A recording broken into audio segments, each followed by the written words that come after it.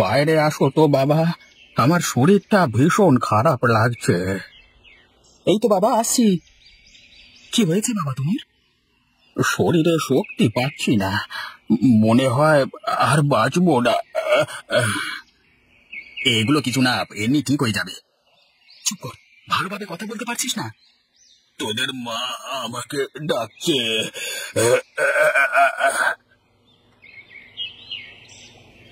আমি যাবো আর আসবো।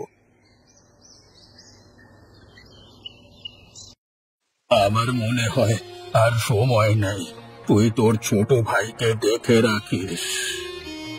কিছু হবে না তোমার বাবা, আমি আছি তো। ঈশানকে কষ্ট দিবি না।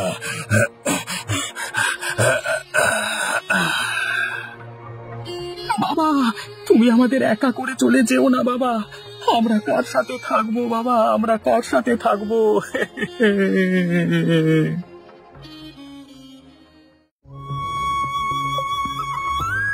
এভাবে আর কতদিন চলবে? এখন আর বসে থাকলে তো পেট চলবে না, কোনো একটা কিছু করতে হবে। তা তুমি কি কাজ করবে? বাবা যে খাবারের হোটেলটা রেখে গেছে, সেটা দুই ভাই মিলে নতুন করে আবার সুন্দর করে সাজাবো। তুমি একা করলে করো, আমি পারবো না। আমি ব্যবসা করে অল্প সময় ধনী হয়ে যাব। ব্যবসা করবি? এত টাকা পাবি কোথায়? তোমাকে চিন্তা করতে হবে না, আমি তোমার সাথে নেই। এমন বলিস না, বাবা কষ্ট পাবেন। মরা মানুষ কষ্ট পেলে আমার, আমি তো আর তাকে মরতে বলিনি। ভালোভাবে কথা বল, তুই আমার সাথে কালকে যাবি ব্যাস। না না, আমি পারবো না। তুমি তোমার মতো থাকো, আমাকে আমার মতো থাকতে দাও।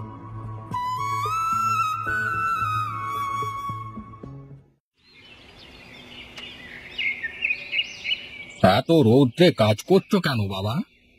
কাজ না করে উপায় আছে? কাজ না করলে খাবো কি? আজকে অনেক গরম লাগছে, মনে হচ্ছে অনেক বৃষ্টি নামবে। একটু বিশ্রাম নিয়ে কাজ করো। আপনি কোথায় যাচ্ছেন? বাড়িতে। রৌদ্রে বেশি বাইরে থাকবেন না, অসুস্থ হয়ে পড়বেন। আচ্ছা বাবা, তুমি কাজ করো।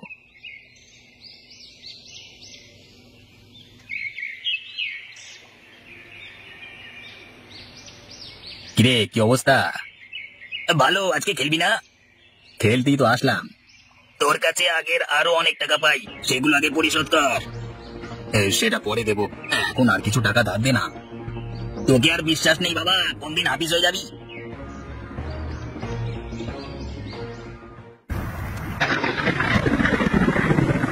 হোটেলটা তো কোনো মতে ঠিকঠাক করলাম, কিন্তু হাতে তো কোনো টাকা পয়সা নেই। আমি কিভাবে কাজটা শুরু করব? এই তো ভেবে গেছি। আমি এতক্ষণ শুধু শুধু ভেবে মরছিলাম। এই বর্ষায় মোচার পাতুরি খেতে তো সবাই অনেক ভালোবাসে। বাজারে নিয়ে গেলেও তো ভালো দাম পাবো, আবার হোটেলে তো ভালোই চলবে।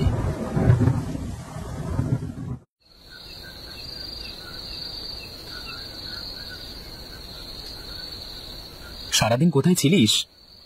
বন্ধুদের সাথে ছিলাম। তাদের সাথে থাকলে পেটে খাবার যাবে তো? সেটা আমি বুঝবো, আমার 2000 টাকা লাগবে। এত টাকা আমি কোথায় পাবো?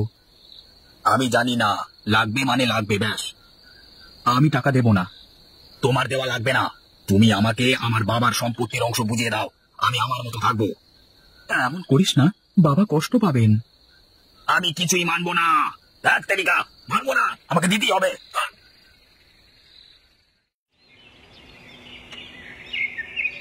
তাহলে আলোচনা শুরু করা যাক। তাসান, তুমি বলো সমস্যাটা কি? ছোট বাবার সম্পত্তির ভাগ চাচ্ছে, সে আলাদাভাবে থাকতে চায়। তোমাদের বাবা কিছুদিন আগে মারা গেছেন, তোমরা মিলেমিশে থাকবে, তা না করে আলাদা হওয়ার কথা বলছো কেন? অত কিছু বুঝি না, আমাকে আমার ভাগ দিয়ে দেন, তাহলেই হবে। ঠিক আছে, তোমরা যা ভালো মনে করো।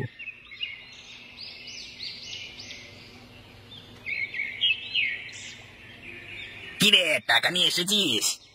হ্যাঁ, আজকে সারা রাত খেলবো। এখানে এসে বসে পড়ো। টাকা কত টাকা নিয়ে এসেছিস? 1 লাখ টাকা। এত অল্প সময়ের মধ্যে এত টাকা কোথায় পেলি? আমার ভাগের সম্পত্তি সব বিক্রি করে দিয়েছি, সব। বলিস কি রে? হ্যাঁ, আজকে তোদের সব টাকা একাই জিতে নেব। দেখা যাক।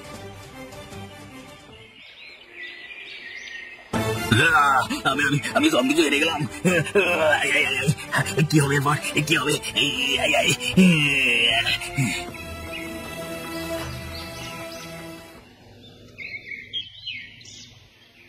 কি কি আছে তোমার হোটেলে? হোটেলের চেহারা দেখে তো মনে হচ্ছে না যে ভালো কিছু আছে। এত বৃষ্টিতে সামনে আগাতে পারছি না, তাই বাধ্য হয়ে এলাম বলতে পারো। আগে আমার হোটেলে ভাত, আলু ভর্তা, পেঁপে ভর্তা, কচু শাক, লাল শাক, কলমি শাক, ডাল আর মোচার পাতুরি আছে। আরে শাক লতা পাতা দিয়েই তো হোটেল 6 লাখ। তা বলছি যে মাছ মাংস কিছু নেই? আগে এখনো মাছ মাংসের পদ শুরু করতে পারিনি, তবে ওপরওয়ালা চাইলে কিছুদিনের মধ্যেই পারবো। কিছুদিনের মধ্যে পারলে কি হবে? এখন আমি কি দিয়ে খাবো? আমি তো এসব লতা পাতা খেতে পারি না। আপনি আমার উপর ভরসা রাখুন, আমি আপনাকে আমার হোটেলের সব থেকে জনপ্রিয় খাবারটাই আপনার জন্য নিয়ে আসছি। আমার বিশ্বাস আপনি খেয়ে তৃপ্তি পাবেন। ঠিক আছে, আনো দেখি। আমার তো খুব ক্ষুধাও পেয়েছে। এই যে ভাত, ডাল আর মোচার পাতুরি। মোচার পাতুরি? এই নামটা তো শুনিনি কখনো। আরে এ তো মাছ মাংস তো হার মানাবে। আপনার ভালো লেগেছে? আরে আরে আরে আমাকে আরেকটু দাও না। আগে পাতুরি তো এইমাত্র শেষ হয়ে গেল। আচ্ছা, আমি না হয় আজ ডাল দিয়েই খেয়ে গেলাম। তবে আরেকদিন আসবো কিন্তু, হ্যাঁ, সেদিন যেন বেশি বেশি থাকে, ঠিক আছে? আসলে আমার হোটেলে এই পদটাই বেশি চলে, তাই আমিও বেশি বেশি রান্না করি। আপনি আজ অবেলায় এসেছেন, তাই অল্প পেয়েছেন।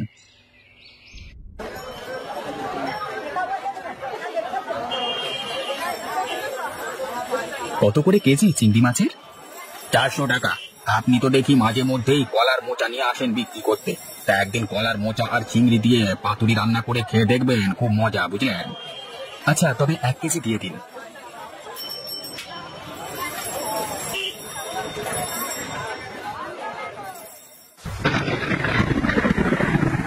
কি করবো আমি এখন?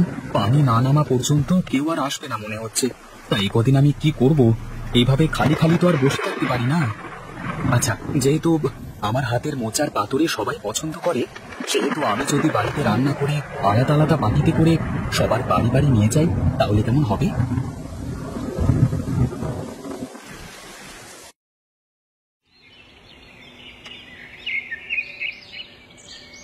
আরে কি কপাল আমার, আপনি এসেছেন আমার বাড়িতে।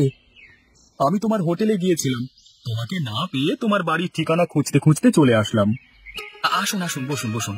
শোনো তাহসান, আমি শহরে থাকি, ব্যবসা করি, কেমন? তোমার রান্না খেয়ে এখন একটা হোটেল দেবো ভাবছি। সেখানে মোচার পাতুরি রান্না করবে তুমি, খুব ভালো উপার্জন করতে পারবে। এই নাও আমার কাজ। এইসব স্বপ্ন না তো। আচ্ছা, আজকে আমরা আসি, কেমন? হ্যাঁ, তুমি সময় করে আমার অফিসে চলে আসো, বাকি কথা ওখানেই বলবো।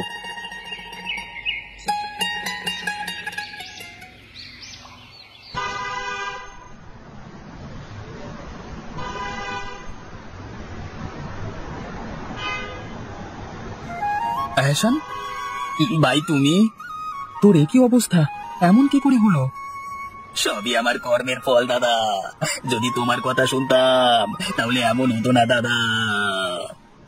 তোকে কত খুঁজেছি আমি, কিন্তু কোথাও পাইনি। তুই আমার সাথে গ্রামে চল ভাই।